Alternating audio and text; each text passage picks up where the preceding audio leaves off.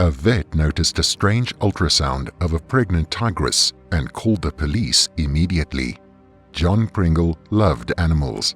As a child, he had grown up surrounded by different kinds of creatures, including 2 dogs, 2 cats, guinea pigs, rabbits, and many more. The young boy had fallen in love with the creatures and knew that he wanted to work with them when he was older. And so, when John became old enough, he decided to open his very own zoo. The man made sure to fill his zoo with as many exotic animals as he could find. From wolves to lions, John's zoo had lots to boast about in terms of its inhabitants. However, the zoo owner's favorite animal out of all of the ones that he looked after were the tigers. He found their massive size and beautiful fur truly incredible, and he loved to watch them in their enclosure as they went about their day. John wasn't the only one who found the tigers fascinating though, as many of the public who came to view the animals of the zoo loved the big cats as well. There would often be a large crowd around the tigers' enclosure as the park's guests were curious to see the amazing animals. Overall, John's zoo housed only 2 tigers, 2 females whom John had named Julie and Shade. The 2 tigresses could often be found lounging around their enclosure enjoying the sun. However, to get them to be a bit more interesting for the guests sometimes, John would come up with fun ways to feed the animals, such as freezing their meat in a block of ice, which the big cats had to push around. The zookeeper would also hang the tigers' food from high trees and hide it around the enclosure. This would get the animals to jump around and play, which would entertain the guests. However, only a few years after opening the zoo, attendance numbers started to decline. Without guests paying to come and see the animals, the zoo started losing money, and John was worried that he would have to eventually close the attraction and send his animals elsewhere. In order to prevent this from happening, the man decided that a good way to bring in new customers would be to introduce a baby animal to the park. And as the tigers were his favorite animals, he decided to breed them. For the next few months, John tried everything he could to find a male tiger to breed with his females. However, no matter where he looked, he could not find a legitimate breeder with a viable male. Getting quite desperate to have a baby tiger cub, John began to look at shadier businesses who might be able to help him. Eventually, the man was able to find a person who had a male tiger whom they were happy to let breed with the tigress, Julie. John was ecstatic and made the appointment as quickly as possible. However, one of the key stipulations to having the male tiger was that the breeders wanted Julie to be taken to their enclosure and left with them whilst she became impregnated. John was a bit skeptical at first. However, he was determined to have some tiger cubs, and he agreed to the breeders' terms. Before long, Julie was displaying signs of being pregnant, so John had a vet visit the zoo to determine whether or not she was going to have any cubs. In the ultrasound that the vet did, he confirmed that the tigress was pregnant and that all of her cubs looked to be healthy and growing well. John couldn't believe it. His dreams were going to come true, and he was going to have a litter of tiger cubs to help promote the zoo. As the months went by, Julie began to grow bigger and bigger. It was easy to tell that the tigress was pregnant, and she looked like she was ready to give birth any day soon. However, despite her size and apparent discomfort, Julie refused to give birth to her cubs. John was very confused. He did not know why the big cat did not want to have her babies. He had even made sure that the enclosure and her birthing cage were as comfortable and safe as possible so that Julie did not become too stressed. But despite everything the zoo owner did for her, the tigress simply refused to have her cubs.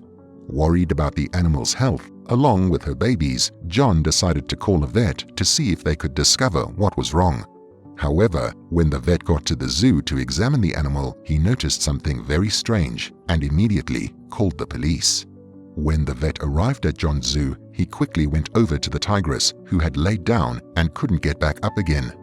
The animal seemed in severe pain, and both the vet and John were worried that something was seriously wrong with the big cat.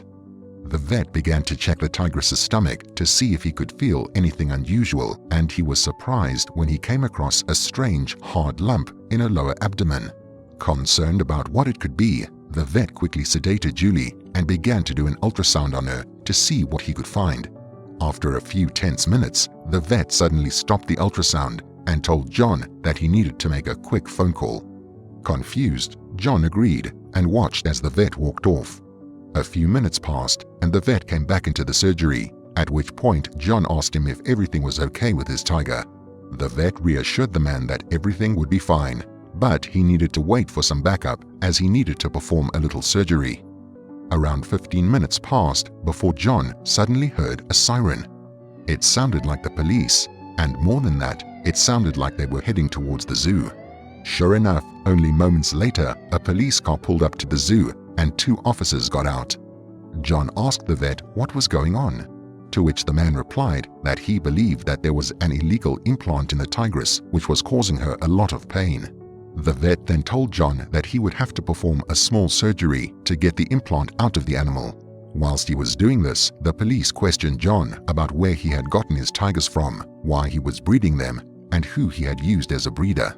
Thoroughly confused and concerned, John answered all of the questions as honestly as he could. He told the police of the breeder he had used and how they had made him give them Julie whilst he was trying to get her pregnant. The police explained to John that the breeder he had used was notorious for selling exotic animals on the black market and that he had probably put the implant in the tigress to keep track of her and her cubs.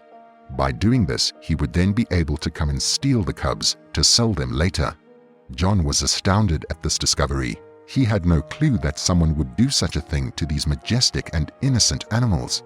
Once the police were satisfied with John's report, they collected the implant from the vet and left the zoo in the hopes that they would finally be able to catch the breeder. As for Julie, the vet helped her give birth to 3 adorable and healthy tiger cubs.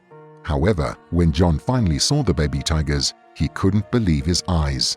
One of them was a pure white tiger, a very rare animal.